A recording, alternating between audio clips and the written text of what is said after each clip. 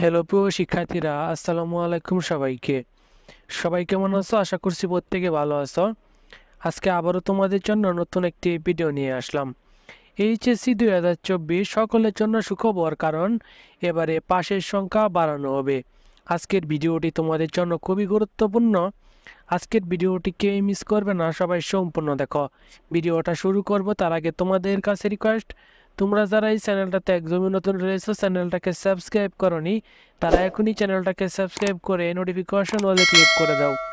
আর যারা আগে থেকেই চ্যানেলটাকে সাবস্ক্রাইব করে রাখছো, তাদেরকে অনেক অনেক ধন্যবাদ। তো চলো আজকের ভিডিওর মূল আলোচনায় যাওয়া যাক।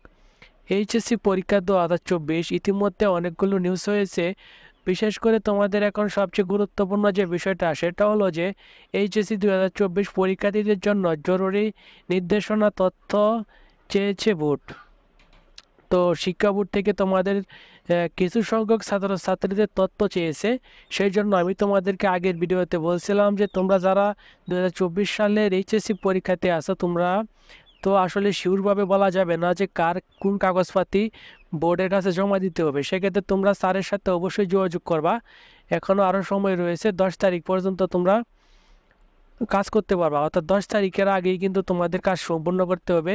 এই বিষয়টা অবশ্যই তোমরা খেয়াল রাখবা। আজকে 6 তারিখ, আমি আশা করছি তোমরা ইতিমধ্যে অনেকেই তোমাদের এই যে কাগজপাতির যে বিষয়টা এটা তোমরা সম্পূর্ণ করেছো। তো তোমাদের এবারে 2024 সালের এইচএসসি পরীক্ষার তো বুঝতেই পারতেছো, প্রথম অবস্থায় যে পরীক্ষাগুলো হয়েছিল সেগুলো মূল্যায়ন করবে, এবং যে পরীক্ষাগুলো বাতিল করা হয়েছে সেগুলোতে সকলকে পাস দেবে। তো বিশেষ করে অনেকেই যে ভয়টা যে প্রথম দিক দিয়ে যে পরীক্ষা দিয়েছি, যেমন ইংরেজি এবং আইসিটি, এই দুটো পরীক্ষা তো অনেক কঠিন। এই দুই পরীক্ষাতে অনেকেই আসলে তোমাদের দুশ্চিন্তা নয়, দুই দুই সাবজেক্টে কিন্তু প্রচুর ছাত্র ফেল করতে পারে। কিন্তু সুখবরটা হলো বোর্ড থেকে এবারে যে নির্দেশনা সেটা হলো যে পাশের সংখ্যাটা যেন বাড়াতে পারে।